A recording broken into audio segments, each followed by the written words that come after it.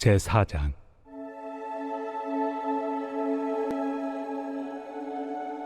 그런즉 육신으로 우리 조상인 아브라함이 무엇을 얻었다 하리요?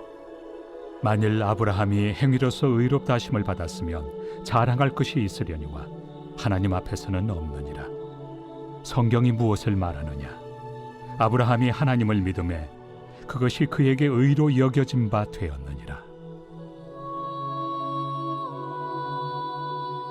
일하는 자에게는 그 삭시 은혜로 여겨지지 아니하고 보수로 여겨지거니와 이를 아니할지라도 경건하지 아니한 자를 의롭다 하시는 이를 믿는 자에게는 그의 믿음을 의로 여기시나니 일한 것이 없이 하나님께 의로 여기심을 받는 사람의 복에 대하여 다윗이 말한 바, 불법이 사함을 받고 죄가 가려짐을 받는 사람들은 복이 있고 주께서 그 죄를 인정하지 아니하실 사람은 복이 있도다.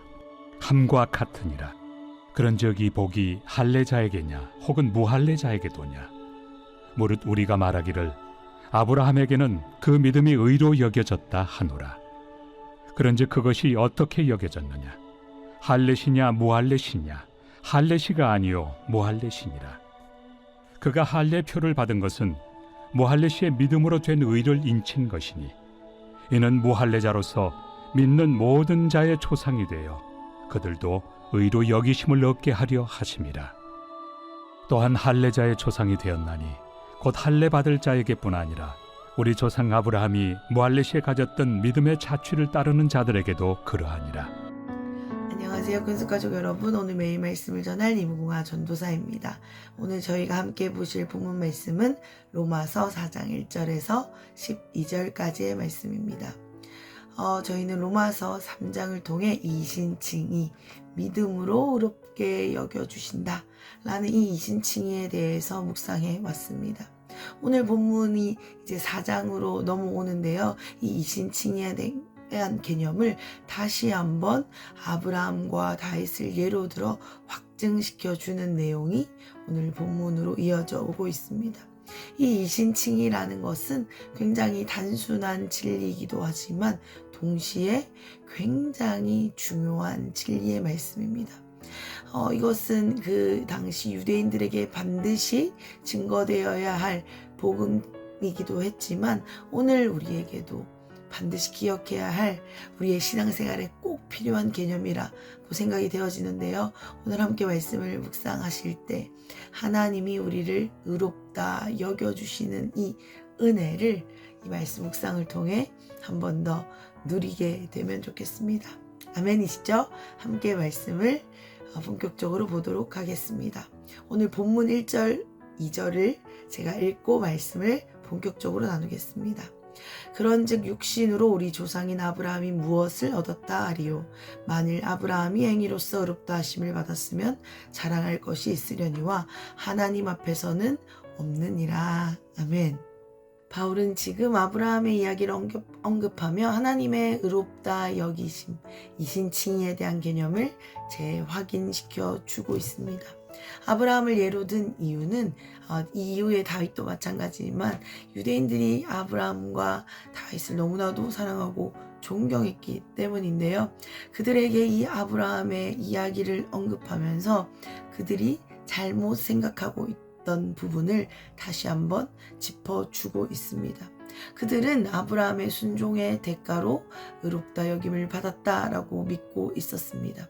그랬기 때문에 이 바울은 아브라함이 행위로 구원을 받은 것이 아니다 라고 다시 한번 확인시켜 주고 있는 것이죠. 그러면서 동시에 우리도 마찬가지로 우리의 행위나 우리의 순종의 결과로 어떤 율법을 잘 지켰냐 못 지켰냐로 의롭다 여김을 받는 것이 아니다 라는 것을 두 가지를 동시에 다시 재조정하고 있습니다.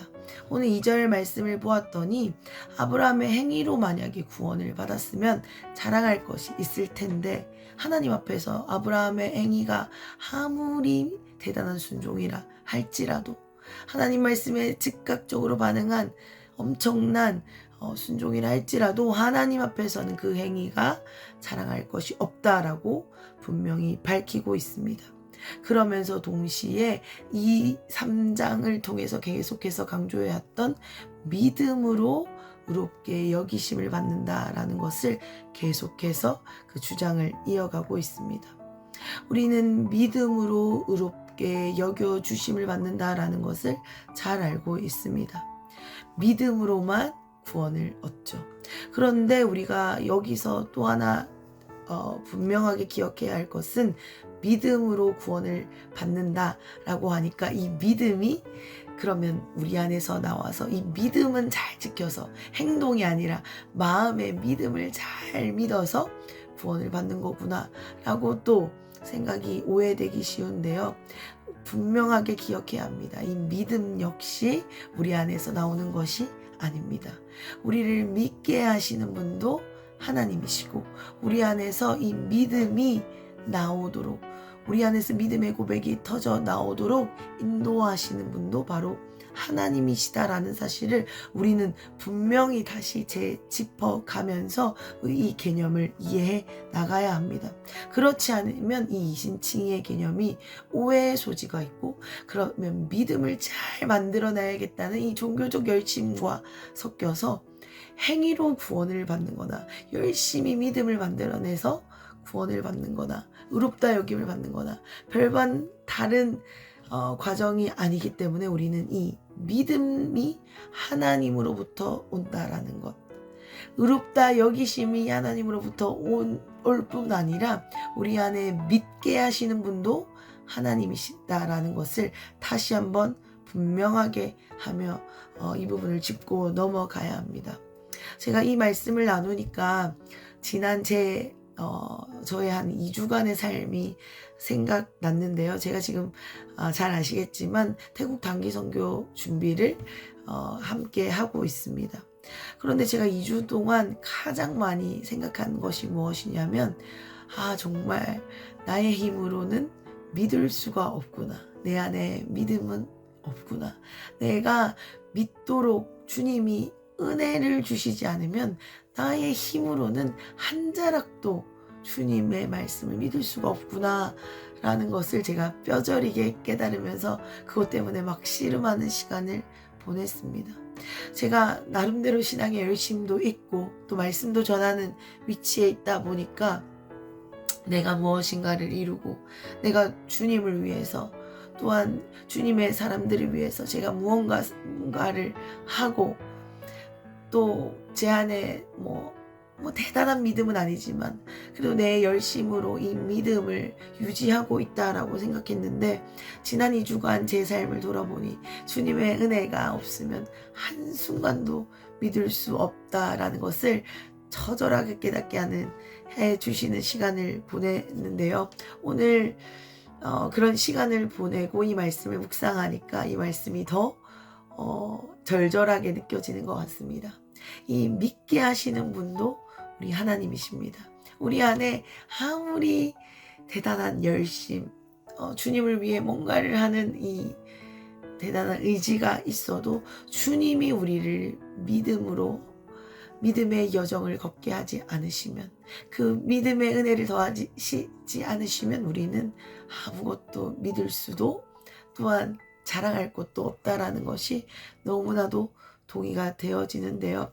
오늘 우리 안에 하나님의 일하심이 믿어지고 계십니까? 오늘 이 말씀을 듣는 가운데 하나님에 대한 믿음이 내 안에 있는 것이 확인되어지십니까? 그렇다고 한다면 그것이 기적이자 큰 은혜입니다.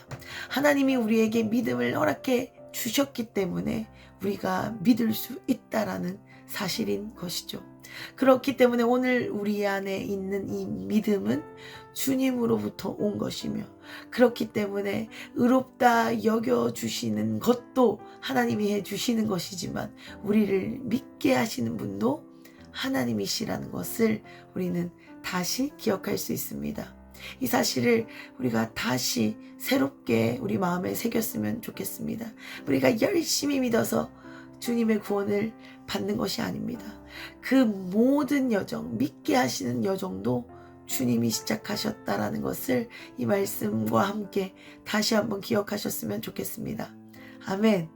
말씀을 계속해서 보겠습니다. 그리고 바울은 이제 다윗의 이야기를 하기 시작합니다. 7절, 8절 말씀을 제가 한번 읽어보겠습니다.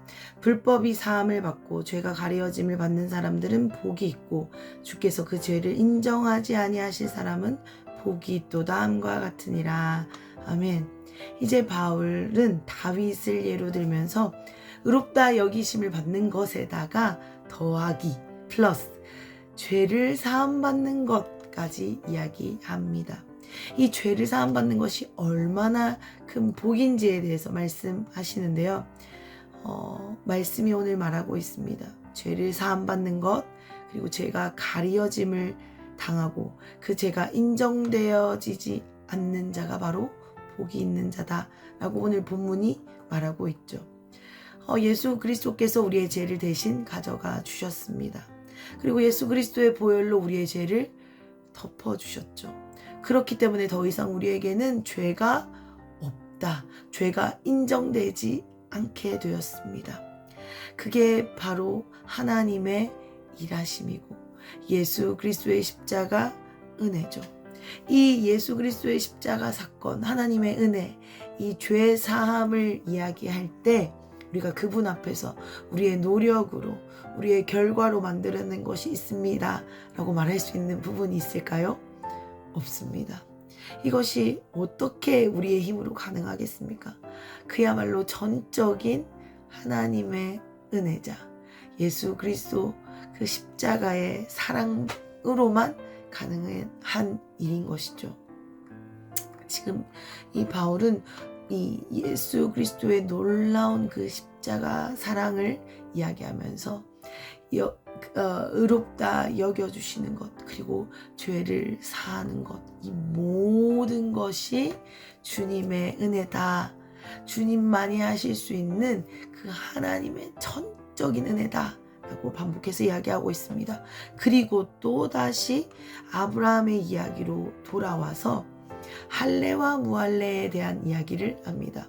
좀 말이 어렵게 나오는데요. 계속 할례시냐 무할례시냐 무할례시다 할례시다 뭐 이렇게 나오는데 이 무슨 말이냐면 할례를 유대인들은 그들만의 특권의식으로 생각했습니다. 할례를 받았다라는 것이 은혜의 조건으로 여겨져서 은혜를 받으려면 할례를 받아야 된다라는 어떤 그 잘못된 생각이 있었습니다. 아브라함이 의롭다 여김을 받는 내용을 분명하게 이제 밝히기 시작하는데요. 그것은 창세기 15장 6절에 등장합니다. 아브라함이 아무것도 없을 때에 믿음으로 의롭다 여김을 받는 그 나이가 대충 한 70대 후반 80대쯤이라고 추정해 볼 수 있는데요. 할례를 받으란 명령을 받은 것은 아브라함이 99세 때입니다. 그러니까 오늘 본문의 근거에서 설명해 보면 아브라함이 할례시냐 무할례시냐라고 했을 때 한마디로 무할례 시에 의롭다 여김을 받았다는 거죠. 그들은 할례가 은혜의 조건, 할례가 그 구원의 상징, 할례를 받아야만 이러한 의롭다 여김을 받을 수 있다라고 생각했는데 오늘 바울은 분명하게 말하죠. 할례와 그 은혜는 상관이 없다. 의롭다 여김은 상관이 없다라고 오늘 이 아브라함의 연대기를 들어가면서 분명하게 밝히고 있습니다. 이것은 무엇을 말하는 것입니까? 할례, 무할례 상관이 없다. 다시 말해 우리의 어떠함과도 상관이 없다. 우리의 믿음으로 의롭게 여김을 의롭다 여겨주시는데 이 믿음조차도 우리의 힘으로 되어지는 것이 아니다. 아브라함이 정말 순종을 잘하고 아들을 바치고 할 때 하나님이 의롭다 여겨주시지 않았습니다. 아브라함이 아무것도 없을 때 그 연약한 삶 가운데 찾아오셔서 하나님 나라를 약속하시고 세워가시면서 내가 너의 믿음으로 너를 의롭다 여기겠다 말씀해 주셨기 때문에 그 삶을 근거로 볼 때 전적인 은혜라고밖에 할 수 없는 것이죠. 아브라함이 정말 자랑할 만한 것이 있을 때 말씀하신 것이 아니기 때문입니다. 말씀을 마무리하겠습니다. 사랑하는 큰숲가족 여러분, 우리에게서 난 것은 아무것도 없습니다. 하나님 앞에 우리가 하나님 이것이 자랑할 것입니다 라고 자랑할 것이 없는 것이 바로 그 이유죠. 우리가 믿는 것도 의롭다 여겨주시는 것도 우리의 처음부터 끝까지 우리의 모든 여정은 주님의 전적인 은혜로 이루어지고 있다는 것을 기억하셨으면 좋겠습니다. 그렇다면 주님께서 허락하신 이 우리의 모든 여정 가운데 허락된 오늘 하루, 특별히 우리 안에 믿음으로 고백할 수 있는 오늘 하루를 부여받았다는 것은 우리 인생의 놀라운 특권이자 축복입니다. 이 놀라운 은혜에 감격하는 오늘 하루가 되셨으면 좋겠습니다. 우리의 힘으로는 절대 이룰 수 없는 일을 우리는 주님의 은혜로 이루어냈습니다. 우리는 이제 의롭다 여김을 받았고 우리는 이제 주님의 자녀로 주님과 함께 대화하고 주님과 함께 교제하는 자로 오늘 우리가 불리워져 있습니다. 우리의 삶에 은혜로 찾아오신 주님께 감사와 찬양으로 나아가는 하루 되시기를 축복드립니다. 그리고 오늘 말씀처럼 오직 하나님만을 자랑하게 되는 오늘 하루 되시길 축복합니다. 여전히 내가 주인 삼으려고 하는 모든 생각들을 사로잡아 주님 앞에 복종하고 온전히 나를 믿게 하시고 나를 자녀 삼아 주시고 나를 의롭다 여겨주신 주님께 우리의 모든 것을 내어드리면서 그분과 동행하는 하루가 되셨으면 좋겠습니다. 오늘 우리를 믿게 하신 분도 하나님이십니다. 기도하겠습니다. 사랑의 하나님 감사합니다. 주님 우리를 믿게 하셔서 감사합니다. 우리를 믿음으로 의롭다 여겨주셔서 감사합니다. 주님 제가 이 믿음을 제 힘으로 제 노력으로 만들어내려고 애썼습니다. 그런데 믿는 것도 하나님의 전적인 은혜가 있어야만 가능하다는 것을 제 삶으로 깨닫게 하시니 감사합니다.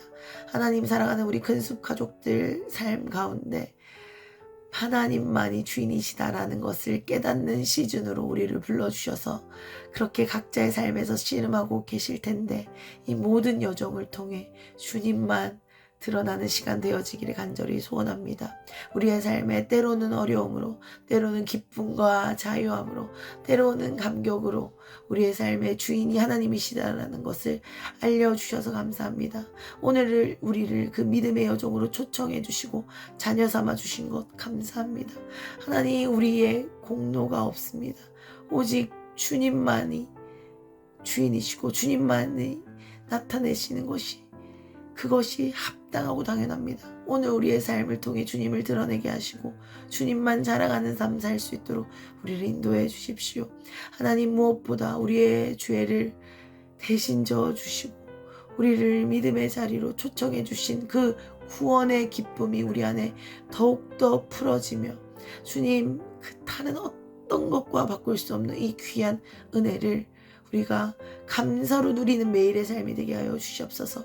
우리 어린아이들부터 우리 근숙 모든 가족 한 분 한 분 가운데 이 은혜가 풀어지게 하여 주시며 이 여름 시즌 우리에게 주어진 사역들 가운데 이런 은혜가 더욱더 풀어지게 하여 주시옵소서. 그렇게 하실 주님 찬양합니다. 감사합니다. 예수님의 이름으로 기도드렸습니다. 아멘.